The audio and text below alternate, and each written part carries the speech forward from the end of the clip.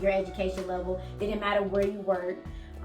It didn't matter that you were actually an alum from the actual university of the hospital. Yeah. None of that mattered. It was simply because of the color of your skin. I do believe that. You know, and I believe that now more than ever. Hey y'all, it's Gil.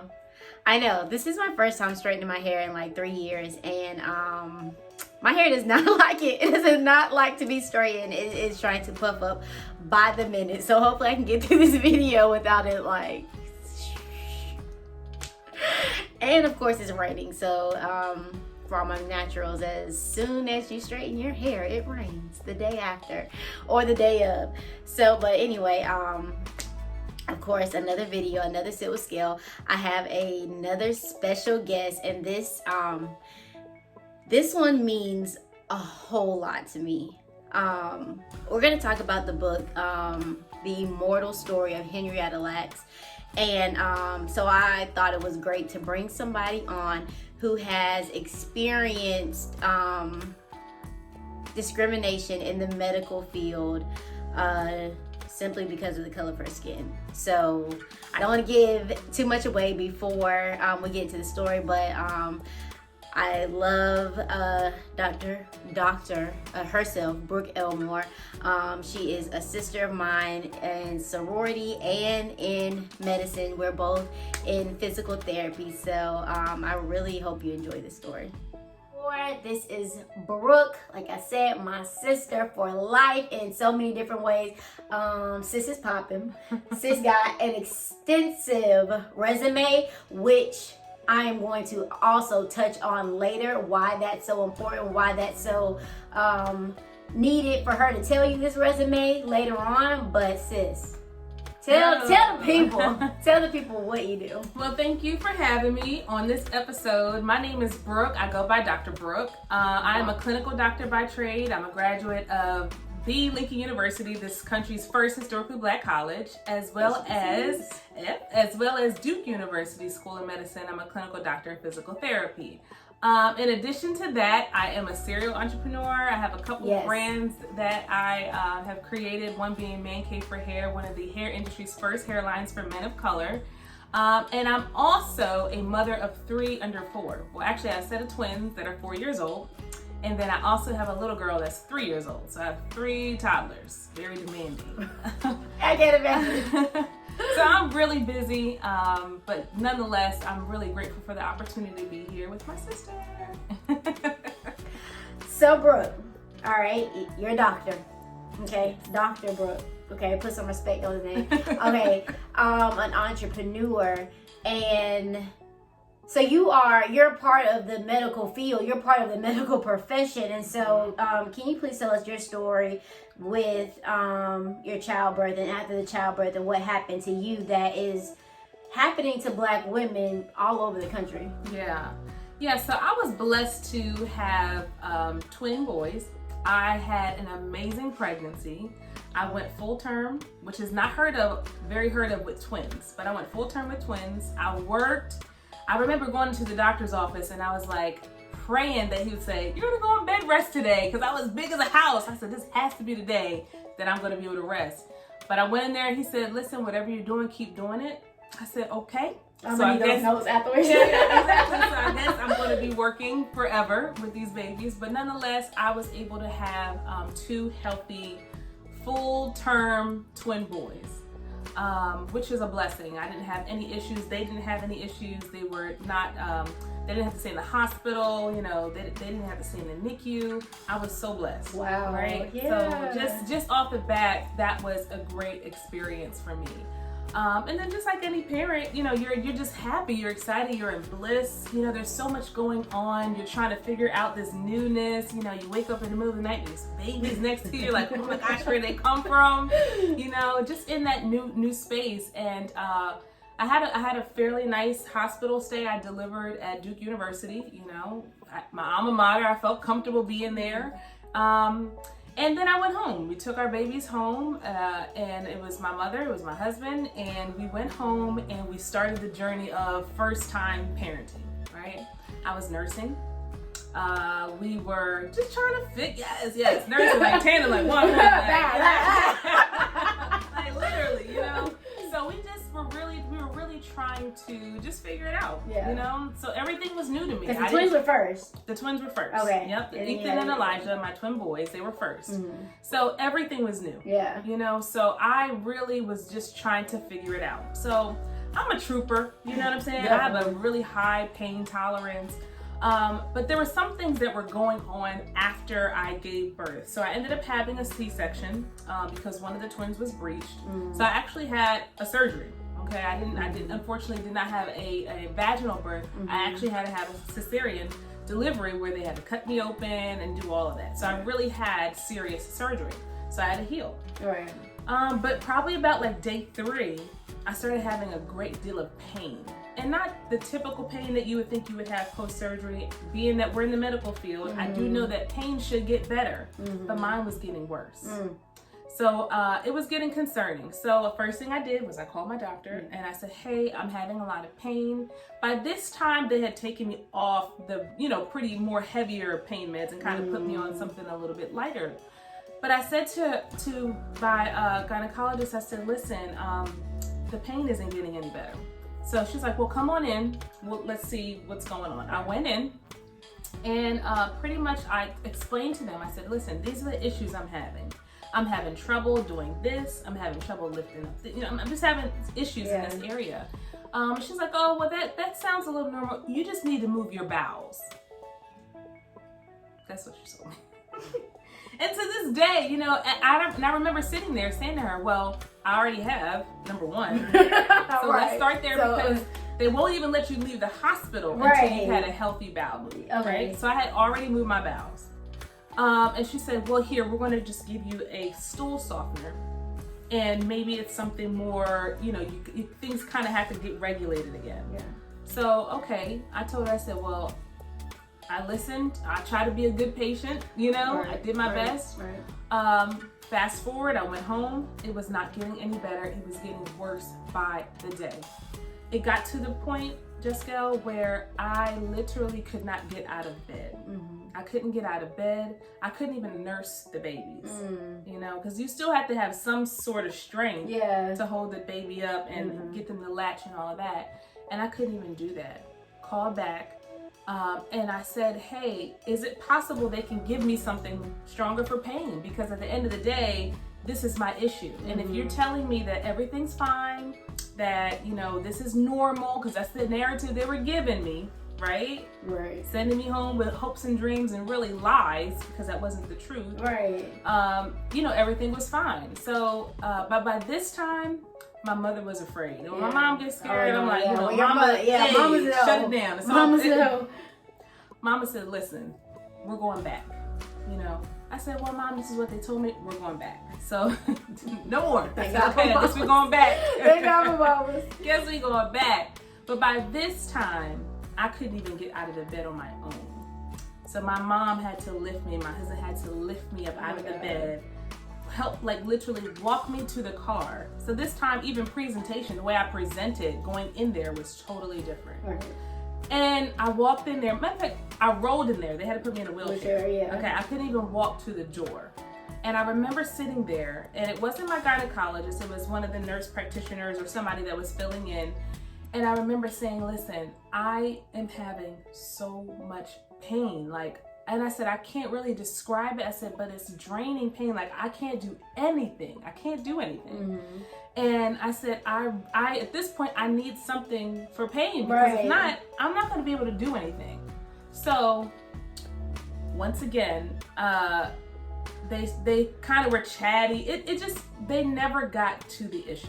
Yeah. They never got to the issue, right? And really now, hindsight, which is 2020, what I found out as I moved forward and I kind of went through the process, I asked for my medical records because I wanted to see how were they documenting what was going on with me. And that's important. You can, if they're your medical records, you can ask to see your records, something that we really don't know. Absolutely, absolutely. And I wanted to know what was their narrative. What picture were they painting? You know, how were they receiving these cries for help? You know what I mean? Like, how were they receiving it and then putting it down on paper? And they documented that I was drug seeking. Okay, so you had a major surgery. You had twin children. Twins. And what your doctors diagnosed you as, it was pain medicine seeking. Yeah, drug seeking. They actually, I remember so clearly reading the words drug seeking. Because, I mean, at the end of the day, when you're not drug seeking and you see that, you're like, what? Where'd you even get that from? Wait a second. Where'd that narrative come from? I had to look at the top and say, does this say my name? Like, and it totally did. But at this point, I was insisting. Because at this point, and while I was in there, I didn't know that that's what they were putting in the chart. Right. This was after the fact, right? So they finally sent me over to labor and delivery. Which, after having a C-section, I'm already high risk, right? I'm documented inside of the chart as high risk, twin birth, cesarean delivery. The first thing, now I know, I did not know before, the first thing they should have done was send me back to labor and delivery. The first day. Right. But they sent me home with Colace, which is a stool softener, and they actually sent me home to suffer, essentially. When I got to the hospital, they took my temperature. I didn't have a temperature. They drew my blood. One thing I found out later on down the line is that I have a very rare blood type. It's like a certain percentage of people, maybe like 13% of people have this certain type of blood type. And I don't know, I mean, you know, you can get all hypothetical and all extra scary with it, but I know they took a lot of vials of blood, that's all I'm saying. But nonetheless, what they found... Okay, hold on now, okay? Don't just pass over that. Don't just pass over that. I felt uncomfortable with the amount of blood they took. I'll be quite honest. Me and my husband both at that time felt uncomfortable with the amount of blood that they drew. And they left a vial of blood inside of the room. It was just some things that just made me so uncomfortable with the level of care. When we went in to have the children, there was a chuck pad that was in the examination room before I even went into delivery room that was soiled. That was soiled with dried blood. I'll never forget it. And I remember we were just like, and at that moment, I just felt uncomfortable. I was like, who would put this here? Right. You know, and they're like, oh, I'm so sorry, changed it out. But it was at that moment that I really literally was like questioning if they were going to be able to provide me with the level of care that I knew I needed as you're about deserved as you're about to cut me open. So once they got my blood work back, my white blood cell count was through the roof. Oh my God. So for anybody who doesn't know, what white blood cells are. you know, your white blood cell count is what tells you whether or not you have an infection. If you have an infection, your white blood cell count will be over a certain amount, which will indicate your body has an infection somewhere. Because the white blood cells are fighting off the infection, so that's why there's an abundant number of them, because they're, you know, trying to fight off where the infection is. Exactly. So mine was through the roof. I just remember them saying, oh my goodness, your white blood cell count is sky high. Oh my goodness. I was like, oh, okay. And in my mind, I'm like, light bulb, like, this is what should have happened days ago. Mind you, through the roof, I ended up being diagnosed. I had a uterine infection. Oh my God. Okay. Brewing for days and days at a time. It was brewing. I ended up having to be admitted to the hospital immediately. Oh my God. At that point, for a week. I was in the hospital for a week. So you in the hospital for a week. And they sent you home with Colace. They sent me home with a stool softener. And I came back for a week with a uterine infection. Wow. Now, mind you, they gave me intravenous antibiotics, which is the highest dosage and fastest way for those types of medications to get through your body, is through your veins. The first round didn't even work. They had to give me 2 rounds of intravenous antibiotics. The second time when you're in the hospital for a whole week. I was in the this is during the week's time. Okay. So they gave it to me. And I remember being in that hospital room mind you, I'm a new mother. Right. I got babies that, you know, it's innately, you know what I mean? My whole mindset was I need to care for. Yeah. They had me pumping my milk and dumping it in the sink because I couldn't even nurse because they couldn't have that level of antibiotics inside of their system. Oh my God, yeah. So just that feeling of failure, you know, not feeling like I could provide for my children, having to give them formula, which I did not want to have to do, you know, for that period of time. It just was and then also knowing that I did not feel comfortable with the people that were providing me care. Mm-hmm. So at that point, I demanded that my children be there. I said, I don't care where y'all put me, but my husband needs to be here and my children need to be here. Absolutely. They put me up in a suite. Absolutely. I didn't even know they had this room at the hospital. I was like, where is this at? They put me up, I call it the Beyonce and the Jay-Z suite. Exactly, that's exactly. Top floor, huge room. Yeah. Which then further told me something's not right. Mm-hmm. Okay? And it wasn't until I started mentioning names, because they didn't know who I was. Right. They didn't know that I was an alum. They didn't know that I knew people on the staff. They didn't know any of that. Because honestly, I shouldn't have to name drop. You shouldn't have to get the quality of care that you deserve, that you deserve. need, that's your right as a human being. You shouldn't have to name drop just to get those.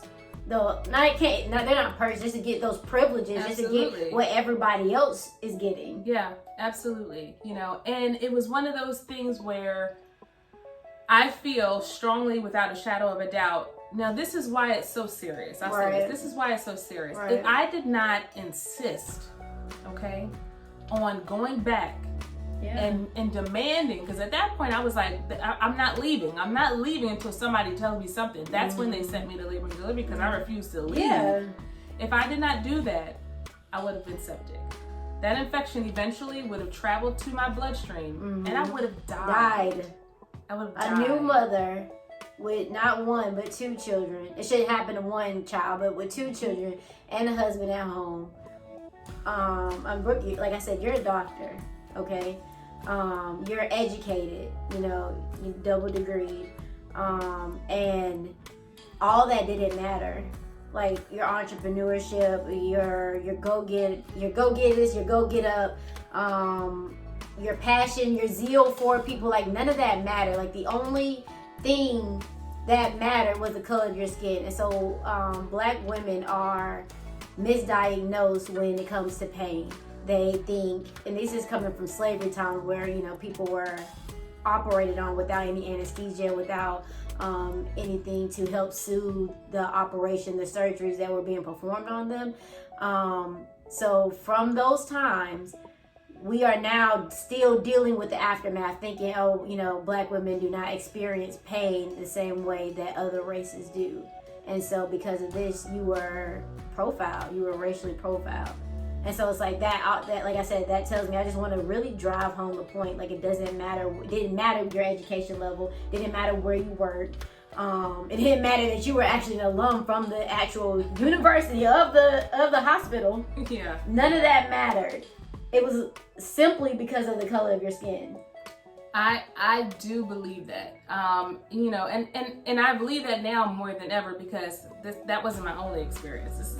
You know, that's my first experience and my worst experience. Mm-hmm. But I know for a fact that women, especially women, as it relates to the area that I was in, it's considered the inner city. You know, it's a city. Yeah.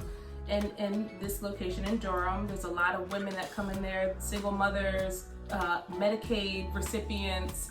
There's a lot of things that can put you in categories as being profiled, you know, depending on who you are and where you're from. And I saw that a lot. When I would go into the gynecologist, there was a lot of women in there that were African-American women that were getting care. I don't know their status and their situation, but it's hard for me not to believe, you know, it's hard for me not to believe that I was not profiled in some type of way, because when I saw that chart, and the thing that got me most upset and honestly really had me questioning, do I want to have more children? Like, I actually got to the place where I wanted to have more children, and I said to myself, I don't even want to do that, because number one, I'm afraid of the potential of the lack of care that I may get because of they call it, what's the white coat syndrome? Mm-hmm. You know, as a Black woman, you know, I don't know that doctor who's non-ethnic, non-Black, in that white coat, I don't know if they are going to have my best interest at heart. Right. I don't know if they could be undercover racist. Like, these are issues that, unless you're a woman of color, these are things that you're not thinking about as you go in to receive care in a predominantly white institution, in a predominantly white doctor's office, from you know, in a profession that is predominantly white. Yeah. And know? some of it, even if they don't, you know, presume themselves as racist, like they're just so much bias that's like being passed down too. And it's like, just like most racism is subtle.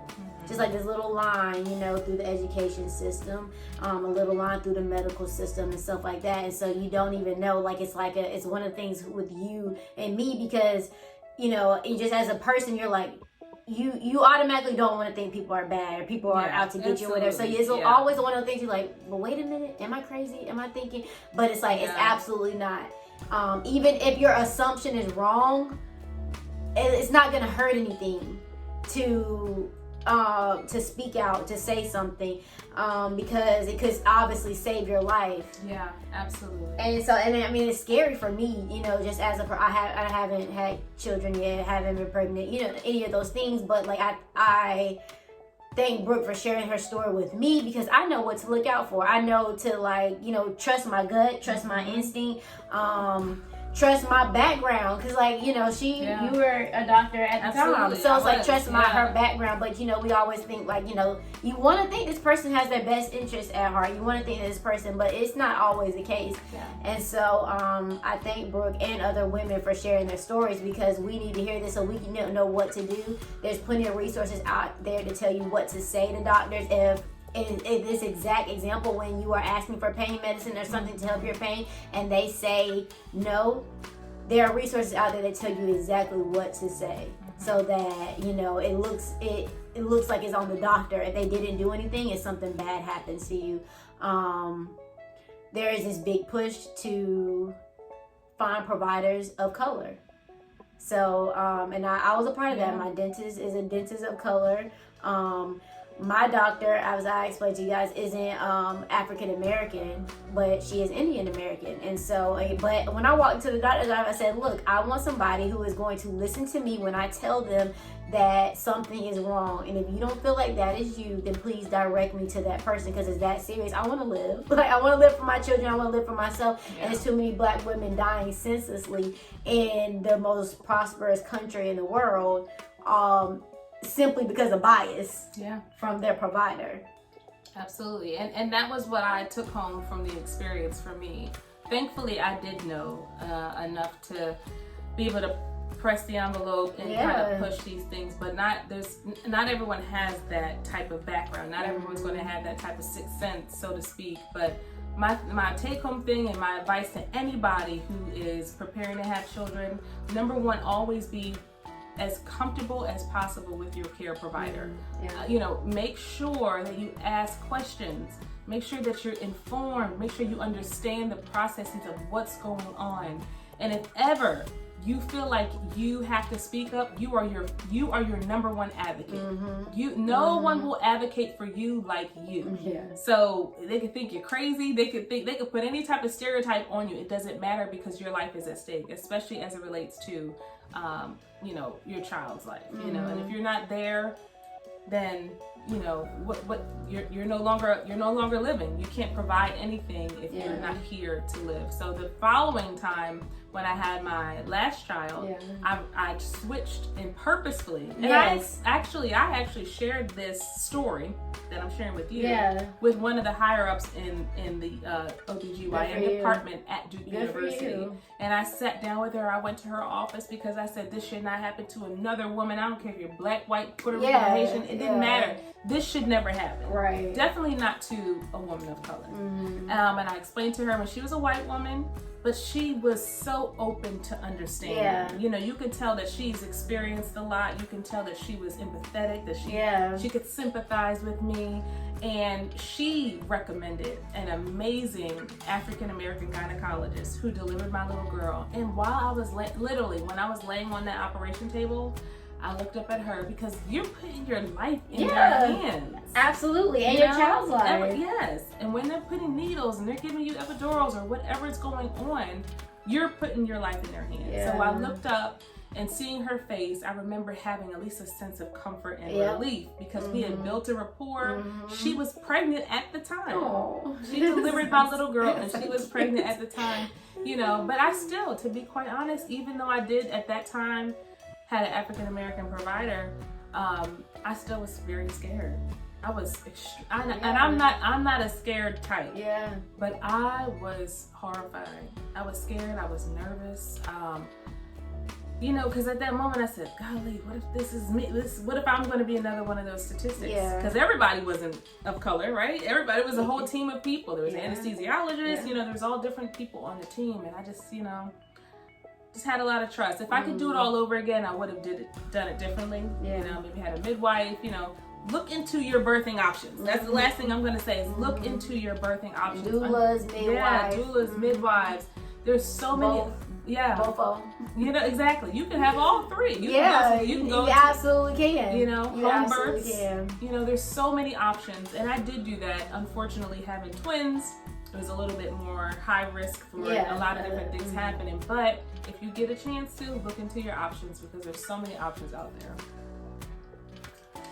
No, I'm happy that you are here. I'm happy that you stood up for yourself. I mean, it teaches me. I'm proud. You know, we didn't know each other during that time, but I'm proud. And one thing, I mean, like you said, when you looked up and looked at, I feel like I do that. Like I look up to you. We have a lot of sisters in therapy, and I look up to them for tons of guidance, not only how to practice physical therapy, but just womanly things. And I think, like I said, this generation, this time where we have women reaching back and teaching women who haven't yet reached a pinnacle or part of their journey and teaching me like the steps of the way.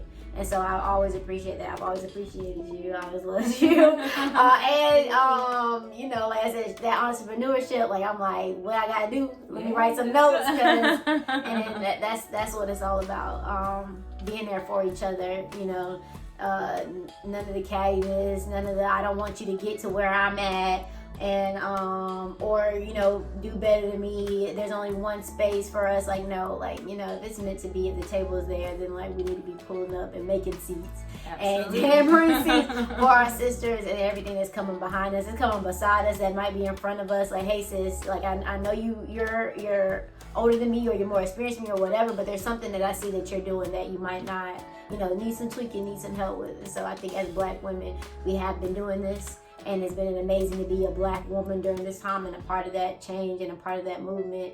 And so I just want to encourage every Black woman out there and every Black man to encourage your Black woman to encourage each other. And I hear a lot, which I love, like Black men are getting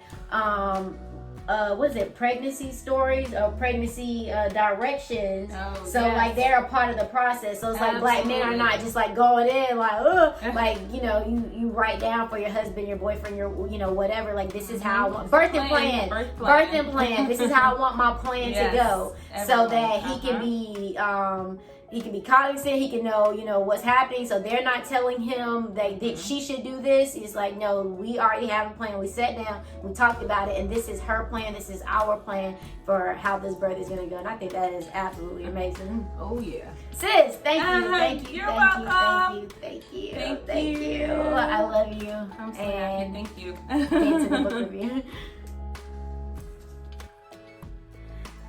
So this is The Immortal Life of Henrietta Lacks by Rebecca Skloot. And so Henrietta in the 1950s was a mother, a wife, and a really good friend. Everybody knew her in the community.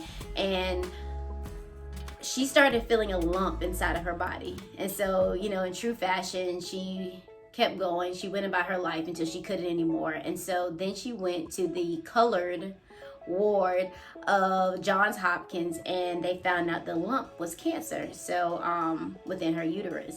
And in true, Black woman, Black mother fashion, she went home and went about her life as usual, taking care of her husband, taking care of her children, being a good friend, and all the while she was going back and forth to Johns Hopkins for treatment. So at first it looked really good. Then it took a turn for the worse, and Henrietta eventually had to stay in the hospital because the pain was too much. She ended up not being able to walk. Every movement caused her pain, so she had to stay in the hospital. And so they switched from treating the cancer to just treating the pain. During that time, they took a biopsy of her uterus. And so this birthed HeLa cells. And HeLa cells are responsible for helping to cure polio, or find a treatment for polio. And also HeLa cells help find HPV, among tons of other things. HeLa cells are still being used to this day. And unfortunately, her family did not even know about these cells for 20 years. And so this brings up the notion of informed consent, which was not a thing in the 1950s, especially for African Americans who were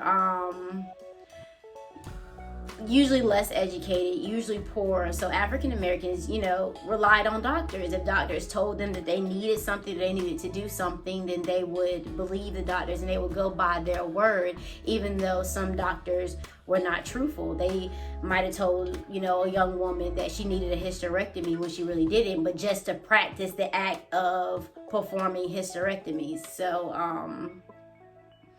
that wasn't, of course that isn't good. And that on top of the mistrust that African Americans already had, Johns Hopkins is part of that history of African Americans just not trusting the medical field, not trusting hospitals, not trusting doctors. And so this story is one of the stories that, kind of teaches us why, teaches us where that comes from.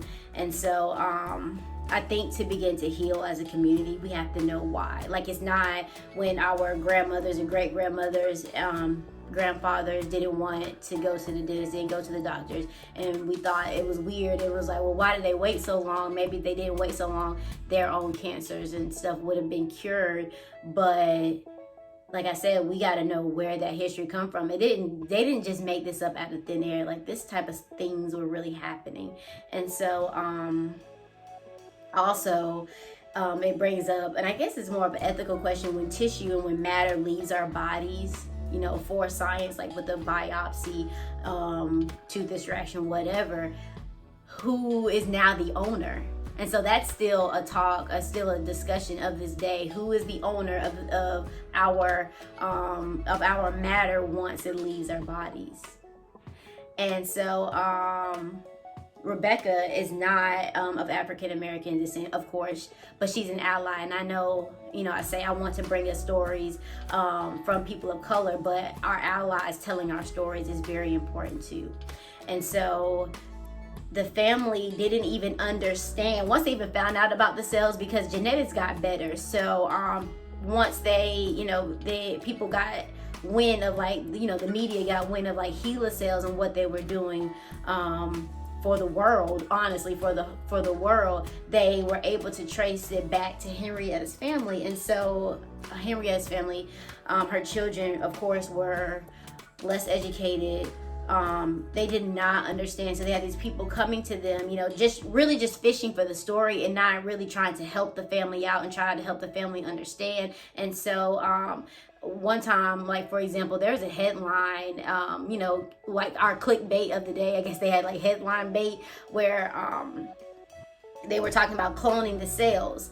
And so her family literally thought that there was a person walking around on this earth looking like their mother, which I'm sure was a traumatizing thing, especially when you don't understand science and how it works. And so it wasn't until Rebecca came along to do her story that the family even got an understanding of the cells and how they were helping society and how it worked. And, you know, back to what I was saying about, you know, when matter leaves our body, is it ours? Is it science? Is it the person who extracted the matter? Henrietta's family never, you know, until the book, you know, was published and everything, were never compensated for all these amazing things that their mother's cells were doing for the world. And it was one quote that was very chilling for me, where one of the children said, our mother's cells are doing all these things for medicine, and we don't even have adequate health care. And so in that regard, you say, like, they should be compensated. Like, that's terrible, that's sad. And so this book reads very well. So it is, of course, nonfiction, and it does tell a story, and of course there's a lot of medical background in the story, but I think Rebecca did an amazing job of explaining things in story format. So it doesn't matter what your background is. If your background is in science, is in medicine, is in art, is in whatever, you can literally read the story, get a good understanding of the story. And I definitely appreciate that. It is nonfiction, like I said, but it reads very, very well. And I definitely recommend this for everybody to, even if you haven't had a personal experience, to help somebody who has had a personal experience, or to just to help our community, to help us gain a greater understanding. And I know there's this awesome push out right now to, you know, find African American doctors and dentists and things like that, but just to understand where the fear, where our story comes from, always helps us to get through. And so I highly, highly recommend this book. I read it in 3 days. It's just fascinating. It's a fascinating book. And so you know, as usual, guys, if you have an experience, like, please leave it in the comments. And I say that because it can help somebody. Like, reading your comment, reading your experience can help somebody either come out with their experience if they haven't gotten to that point in life. But like I said about Brooke, like I said to Brooke, if you haven't gotten to that point of life, I know now what to look out for, and we should be doing that for each other. Please subscribe to Sit with Scale. Videos premiere every Thursday, and thank you guys for sticking with me. I really appreciate it. I hope you got a lot out of this one, because this one was really important to me, this review, this talk, and I will see you guys next Thursday.